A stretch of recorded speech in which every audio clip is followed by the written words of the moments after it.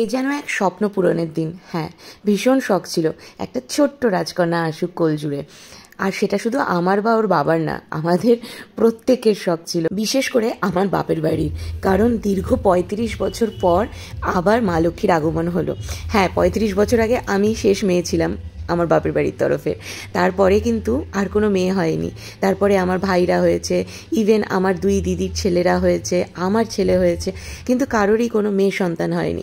তাই মামাবাড়ির প্রত্যেকটা মানুষের, মানে প্রত্যেক দাদু দিদাদের, মামাদের, যেহেতু আমার জয়েন্ট ফ্যামিলি তাই বুঝতেই পারছো, অনেকগুলো দাদু, অনেকগুলো দিদা, মামা মাসিরাও রয়েছে অনেকগুলো। তাই সবার প্রচণ্ড ইচ্ছে ছিল যে একটা ছোট্ট ফুটফুটে রাজকন্যা আসুক, আর সেটাই হয়েছে। আর এদিকে দেখো, দেখে তো বুঝতেই পারছো, কালী পুজোর এত প্যান্ডেল মানেই জায়গাটা হলো নৈহাটি। আর এইটা হচ্ছে বড় মার মন্দিরে যাওয়ার রাস্তা।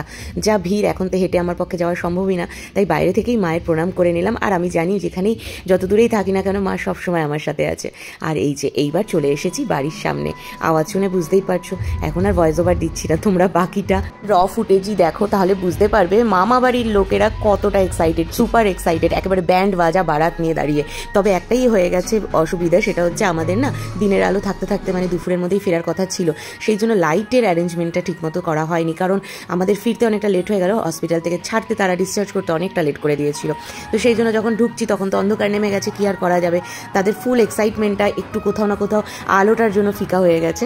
তাছাড়া মানে আর কোনো অংশে কোথাও কম নেই। আমি তো মানে ভাবতেও পারিনি যে এইভাবে আমাদের রাজকন্যার গ্র্যান্ড ওয়েলকাম হবে, ব্যান্ড বাজা বাজিয়ে, নাচতে নাচতে। আর পুরোটাই কিন্তু আমার জন্য একেবারেই সারপ্রাইজ ছিল, আমাকে তারা কিচ্ছু জানায়নি। যেহেতু তোমাদের আগেই বলেছি আমার আজকে ফেরার কথা ছিল না, হঠাৎ করেই ডিসচার্জ করে চলে এসেছি, তাই এত কম সময়ের মধ্যে সবটা তারা অ্যারেঞ্জ করেছিল।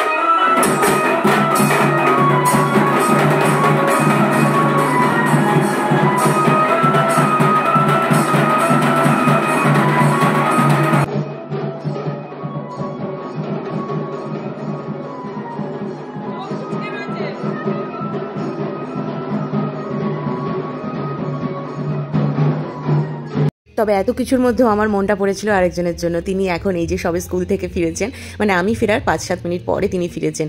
আর ফেরার সাথে সাথেই আমি তাকে মানে কি বলবো, আর আমার এখন এই সময় একটা ইমোশন চলে আসছে। কতদিন পর দেখেছি তাকে, এই এত বছরের মধ্যে এই প্রথম এতদিন তাকে ছেড়েছি।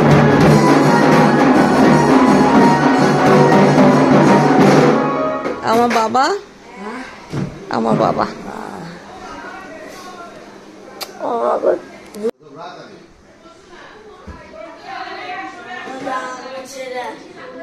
জামা ছাড়া আগে চলো, বুনুকে দেখে নাও তুমি, কিচ্ছু হবে না, চলো।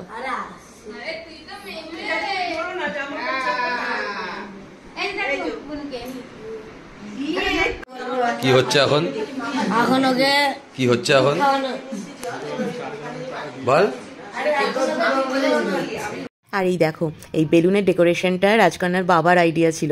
এটাও কিন্তু আমার জন্য সারপ্রাইজ ছিল, তিনি আমাকে কিচ্ছু জানায়নি, ভাইদের দিয়ে পুরো ব্যাপারটা অ্যারেঞ্জ করেছিল। কিন্তু সমস্যা হচ্ছে ওই যে আজকে তো আমার ফেরার কথা ছিলই না, তাই কয়েক ঘন্টার মধ্যে পুরো ব্যাপারটা অ্যারেঞ্জ করানো, আর ভাইরাও সেই ব্যাপারটাকে সুন্দর করে অর্গানাইজ করেছিল। সমস্ত মানে পুরো সব যা যা হয়েছে সবটাই আমার কাছে ভীষণ স্পেশাল, ভীষণ স্পেশাল। হয়তো আরও অনেকটাই হতে পারতো যদি আরও সময় পাওয়া যেত, তাই যেটুকুনি সময় পাওয়া গেছে তার মধ্যেই আমার রাজকন্যার জন্য যে এই গ্র্যান্ড ওয়েলকামটা, এটা আমার কাছে টোটালি আনএক্সপেক্টেড ছিল। আর আমি জানি এই সুন্দর ভিডিওটা মেমোরি হয়ে থাকবে লাইফ টাইমের জন্য। ও যখন বড় হবে ও তখন এগুলো দেখবে, আর নো ডাউট ও ভীষণ ভীষণ ভীষণ খুশি হবে। তবে একটাই আফসোস, আজ আরও দাদু ঠাকুমা দুজনের কেউই বেঁচে নেই। তারা থাকলে যে কি খুশি হতো সেটার ভাষায় প্রকাশ করার মতো না।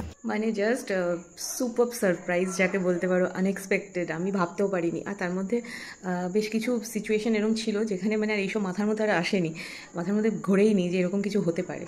তো তারপরে ফিরে এত সুন্দর একটা সারপ্রাইজ ওয়েলকাম, গ্র্যান্ড ওয়েলকাম, মানে আমার মেয়েটার জন্য আমার সত্যি খুব ভালো লাগছে, যে ভীষণ লাকি। আর ফ্যামিলির লোকেদের কি থ্যাংক ইউ বলবো, থ্যাংক ইউ বলার তো মানে থ্যাংক ইউ বলে ছোটো করা হয়ে যাবে সেটা, বাট ইয়েস ভীষণ ভালো লেগেছে, ভীষণ ভালো লেগেছে। এরপর আর কি, এরপর আমার দুই আনমোল রতন একে অপরের সাথে দেখা হওয়া, তাদের ফার্স্ট টাইম বলতে পারো। রিও প্রথম তার বনুকে কোলে নিয়েছে, এটা একটা লাইফ টাইম মেমোরি আমার কাছে। আমাদের লাইফে নতুন আরেকটা জার্নি শুরু হলো আজ থেকে, এরপর তো গল্প চলতেই থাকবে।